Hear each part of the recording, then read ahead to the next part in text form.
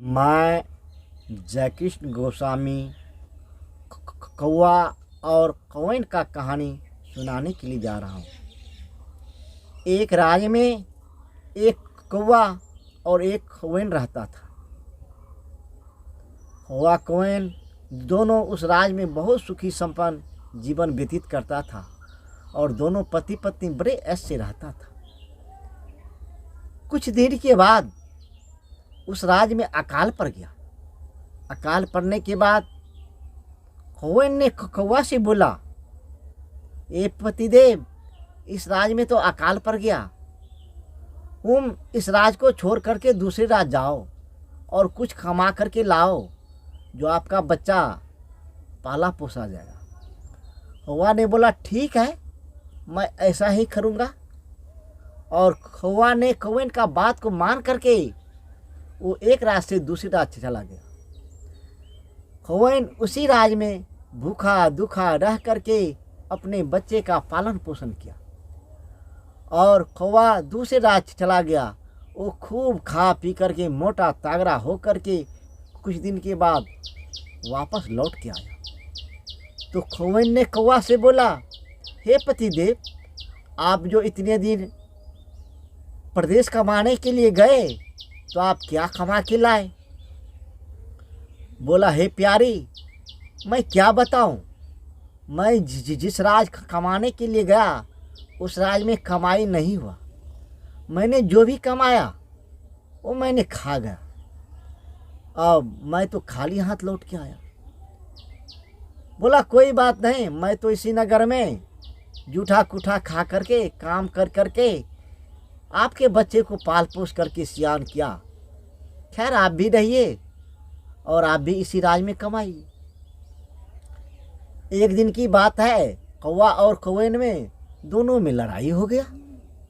लड़ाई होने के बाद कौवा ने बोला, ये बच्चा हमारा है। कौवन ने बोला, ये बच्चा हमारा है। दोनों में बहुत तगड़ी लड़ाई हो गई। लड़ाई होने के बाद कौवा ने बोला, चलो राजा के पास, अगर राजा इंसाफ कर देगा जो ये बच्चा तुम्हारा है तो मैं तुम्हें ये बच्चा दे दूंगा। अगर ये फैसला कर देगा जो ये बच्चा मेरा है तो ये बच्चा मैं ले लूँगा। कौवा और कौवन दोनों राजा के पास चला गया। अब कौवा ने बोला, सरकार, ये दोनों बच्चा हमारा है। कौवन ने बोला, सरकार, हम दोनों पति पत्नी आपके राज में रहा करते हैं। आपके राज में अकाल पड़ गया वो तो आप तो खुद को ही जानते हैं। बोला, हाँ, मैं तो खुद जानता हूँ जो मेरे राज में अकाल पड़ गया था। तो मैंने अपने पति से बोला कि हे नाथ, जाओ और कोई राज में कमा करके कुछ ले आओ। ये कौवा कमाने के लिए दूसरा राज चला गया। आज 6 महीने के बाद ये लौट करके आया तो एक पैसे लेकर के नहीं आया। बोला, हे प्यारी, मैंने जो कमाया वो खा गया और मैंने खाली हाथ लौट के आया। तो मैंने बोला, कोई बात नहीं, मैं तो इसी नगर में जूठा खा खा करके तेरे बच्चे को पाल पोस करके बड़ा किया, आप भी रह जाओ। और दोनों पति पत्नी अपना जीवन इसी राज में व्यतीत करने लगा। आज दोनों पति पत्नी में लड़ाई हो गया है और ये कहता है मेरा बच्चा है और मैं कहता हूँ ये बच्चा मेरा है। हे राजा साहब, आप ही बताइए ये बच्चा किसका होना चाहिए? ये दोनों की झगड़ा राजकुमारी ऊपर की मंजिल से देख रहा था। राजा ने बोला, ये बच्चा कौवा का होगा। बोला, सरकार, क्यों कौवा का होगा? ये कौवा तो बच्चा मेरे गर्भ में रख दिया और अकाल पड़ने के बाद ये चला गया कमाने के लिए। बच्चा तो पैदा मैंने किया और इसी राज में कमा करके मैंने बच्चे को पाल पोस के बड़ा किया, तो ये बच्चा इसका कैसे हो जाएगा? तो राजा ने बोला, देखो, जिसका बूंद उसी का बच्चा। जब तेरा शादी नहीं हुआ था तो इससे पहले तुमको बच्चा हुआ था? बोला, नहीं सरकार, इससे पहले तो मुझे बच्चा नहीं हुआ था। तो बोला, शादी होने के बाद ना तुमको बच्चा हुआ था? बोला हाँ सरकार, शादी होने के बाद मुझे बच्चा हुआ था।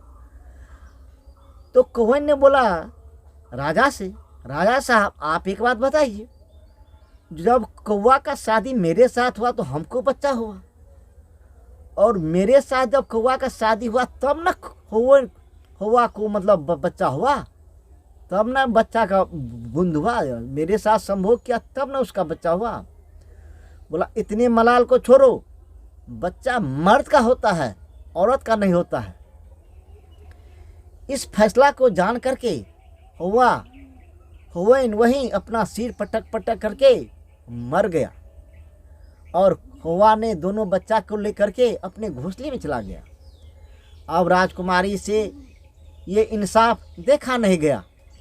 राजकुमारी ने कुछ सिपाही को ऑर्डर दिया, जाओ 2-4 बछड़ा खरीद के लाओ और राजा के गाय के लाट में छोड़ दो, और जो गाय जिस दिन पाल खाता है उसका दिन तारीख लिखते जाओ, और सारी गाय जब पाल खा ले तो सारे बछड़े को हका करके ले आओ और बछड़ा को मार्केट में बेच दो। अब राजकुमारी की बात सुन करके बहुत सारे बछड़े खरीद करके राजा के गाय के लाट में छोड़ दिया। अब सिपाही का काम था कि वो देखता जाए कि कौन गाय किस दिन बछड़े से पाल खाता है, वो दिन तारीख लिखता जाए।